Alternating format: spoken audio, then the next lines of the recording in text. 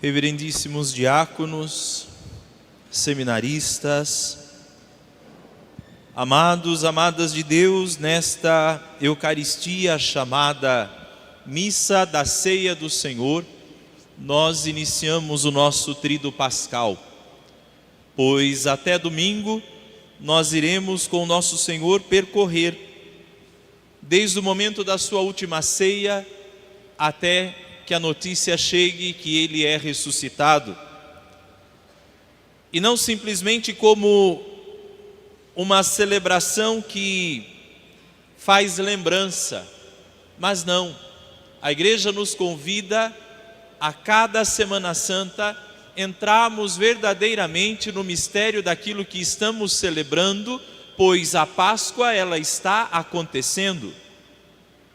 Não é um fato isolado no tempo e na história, resumido apenas a Jesus e aqueles que estavam com Ele naquele tempo, mas é algo que se perpetua ao longo dos séculos e dos milênios.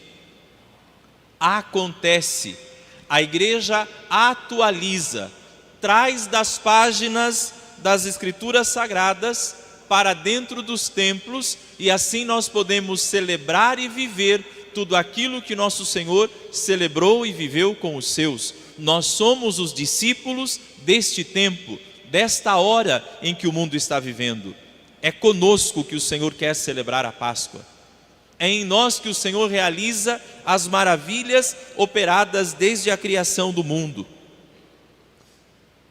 E a palavra de Deus hoje, o Evangelho diz assim: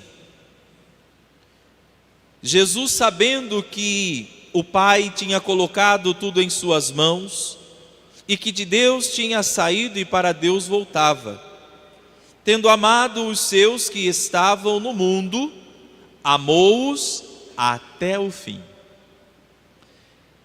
Esta noite de Quinta-feira Santa, nesta missa da Ceia do Senhor, a palavra que deve transbordar e que salta aos olhos é este amou-os até o fim. Porque tudo aquilo que Jesus realizou naquela ceia, realizou com um amor extraordinário. E algo que na palavra de Deus hoje me chamou a atenção, é que diz assim, que o diabo já tinha posto estando tomado a ceia, o diabo já tinha posto no coração de Judas, filho de Simão Iscariotes, o propósito de entregar Jesus. E aí Jesus realiza todo o rito do lava-pés, que institui o sacerdócio, o rito da Eucaristia, da partilha do pão, que institui o sacramento da Eucaristia. O fato de Jesus saber que o diabo já tinha colocado no coração de Judas a traição, não muda o amor com que Jesus realiza tudo. Não muda o modo de Jesus amar todos que estão naquela mesa, inclusive Judas. Por que Jesus faz isso? Porque aquela seria a última oportunidade, ou a última chance de Judas ser mudado, ser transformado. E aí vem a grande palavra para nós iniciarmos o nosso Tríduo Pascal. O amor consegue transformar tudo que se permite ser transformado. Porque o amor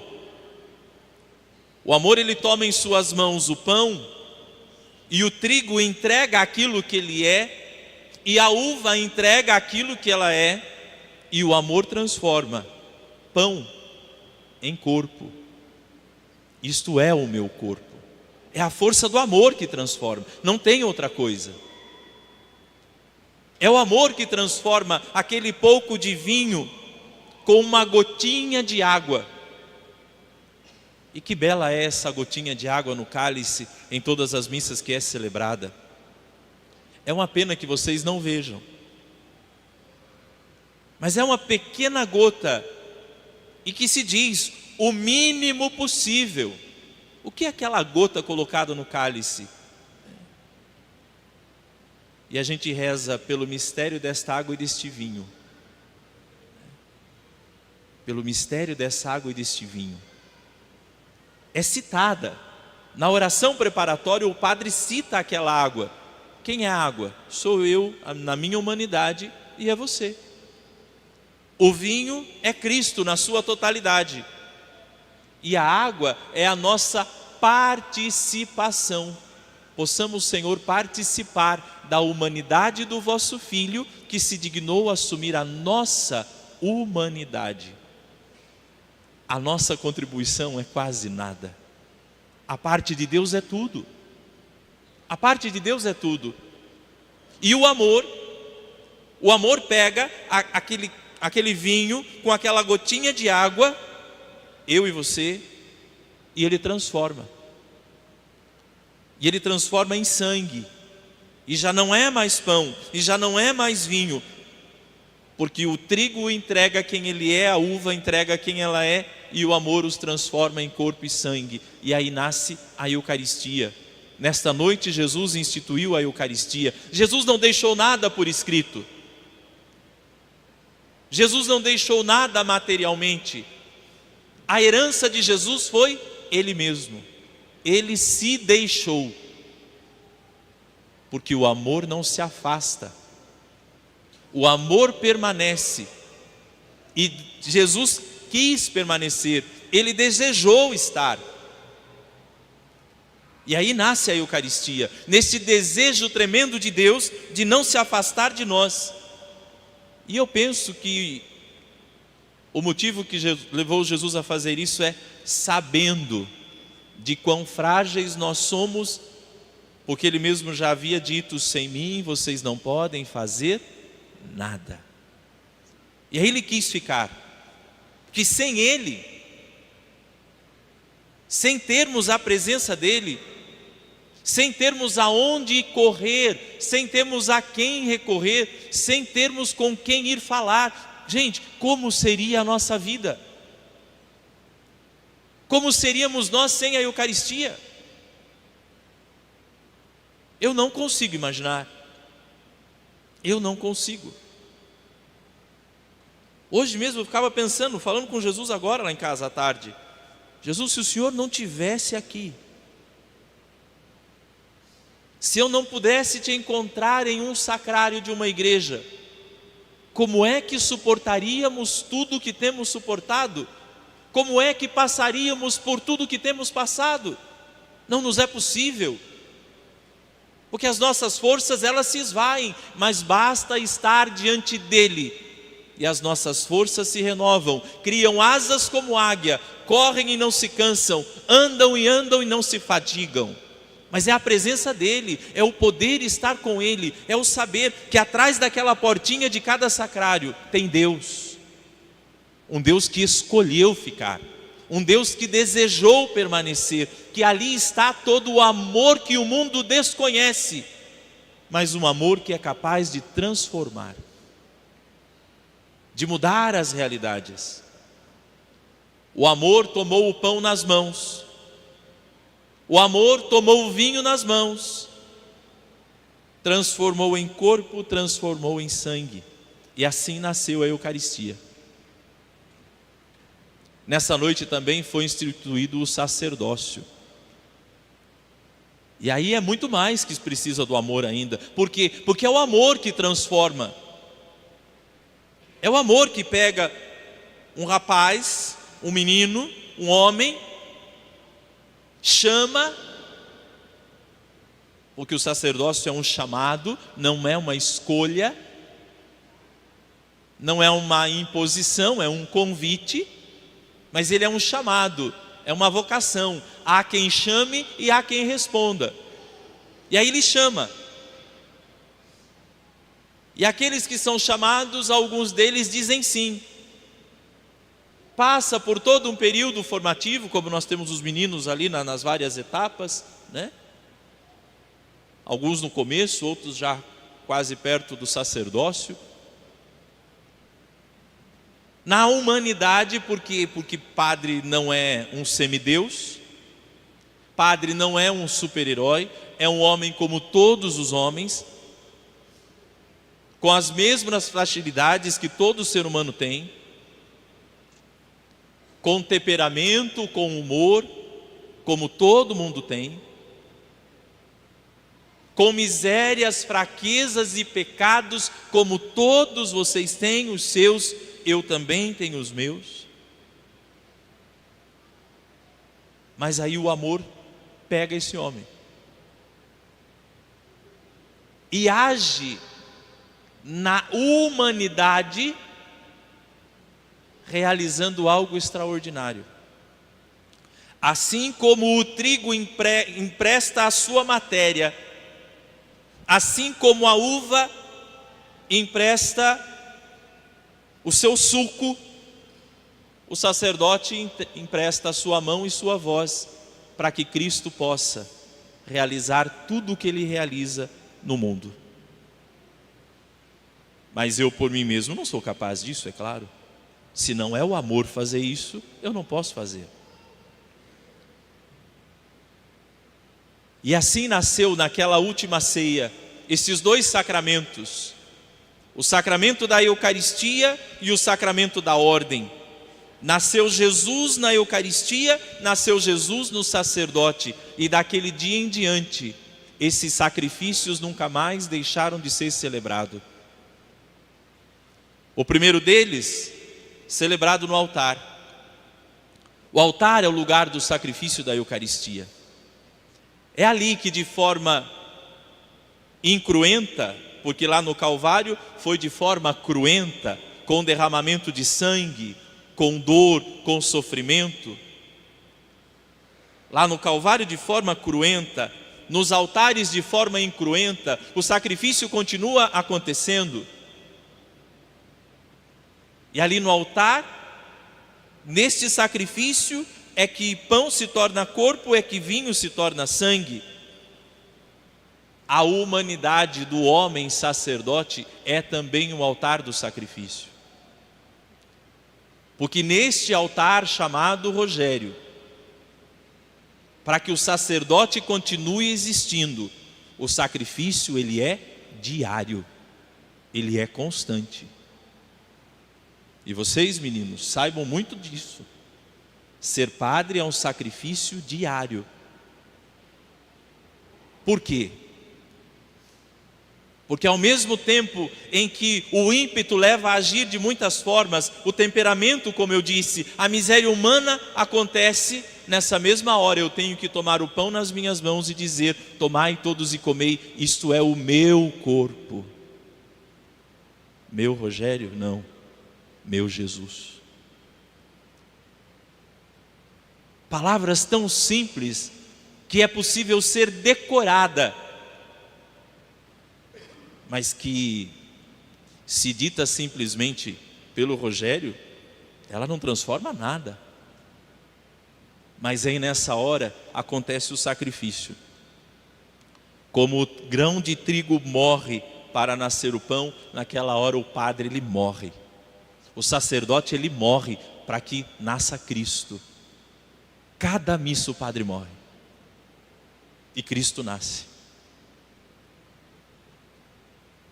É um sacrifício carregar consigo tantas fragilidades e tantos pecados, e de repente ter que estender as mãos e dizer: eu te absolvo dos teus pecados.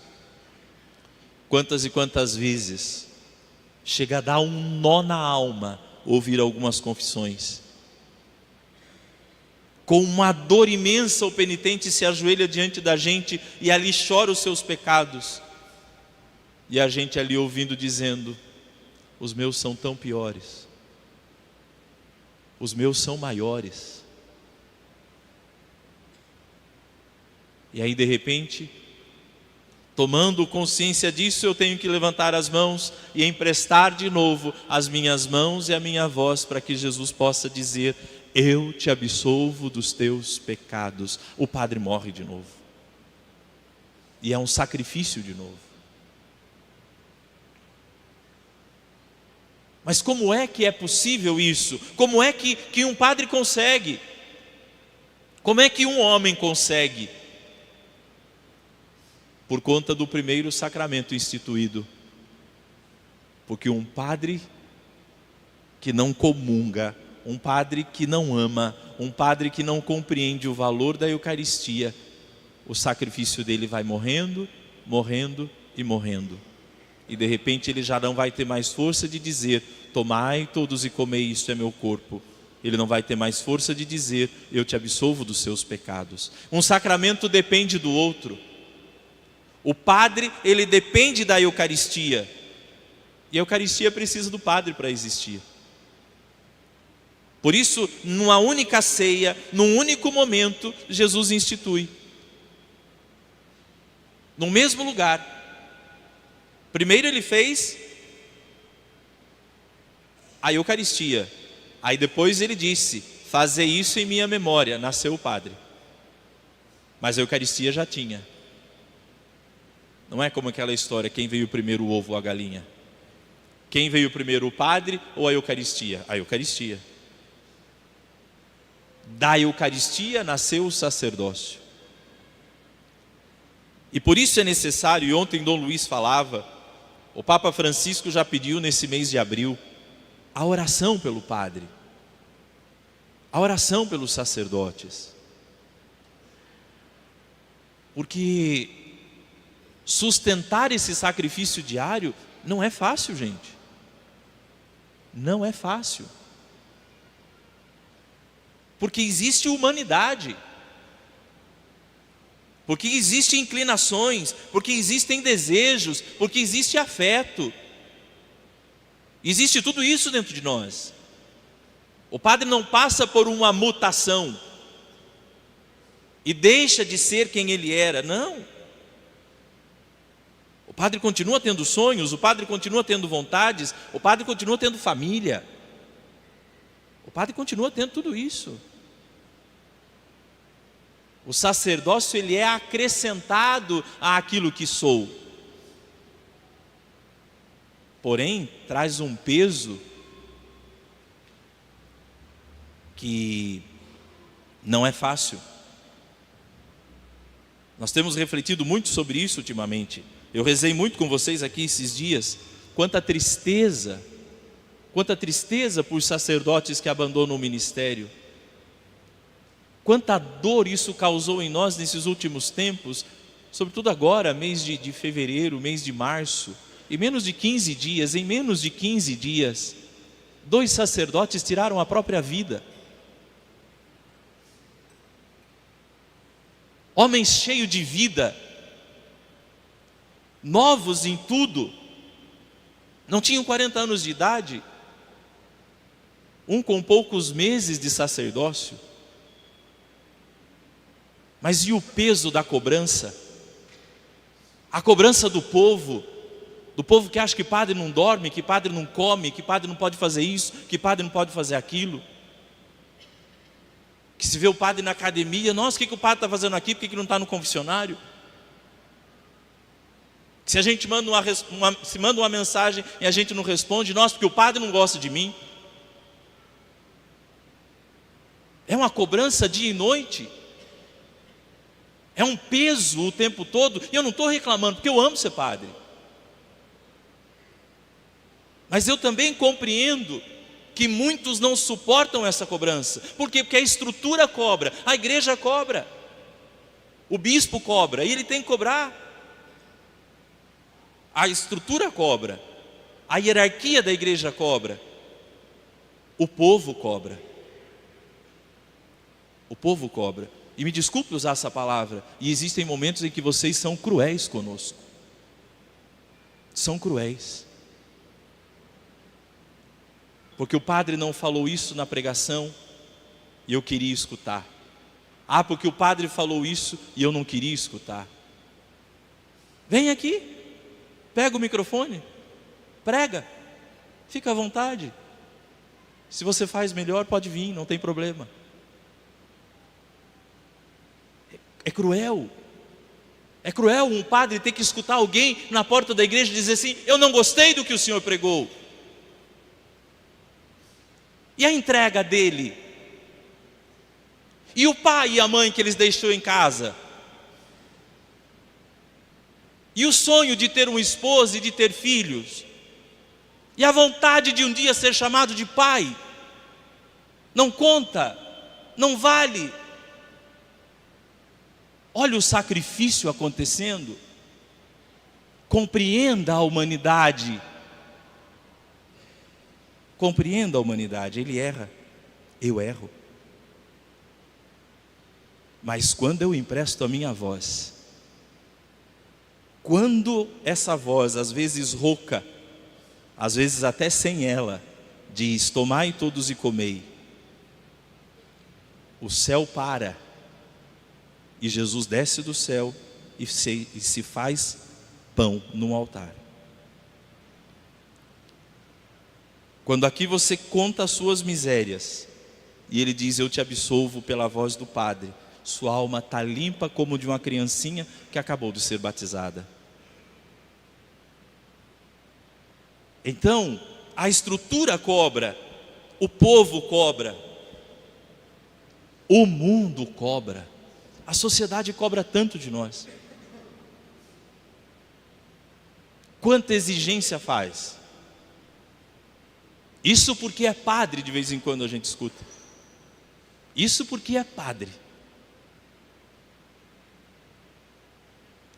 Quanta zombaria a gente escuta. O peso dessa batina, vocês não têm noção. O quanto a gente é zombado. Essa semana mesmo, lá em São Paulo, dentro de um hospital, eu tive que escutar alguém dizer assim: nossa, eu não sabia que estava tendo festa fantasia.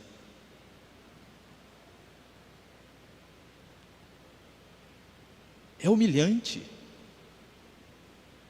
É humilhante você andar na rua e as pessoas ficarem: por que ele está vestido assim? Pesa.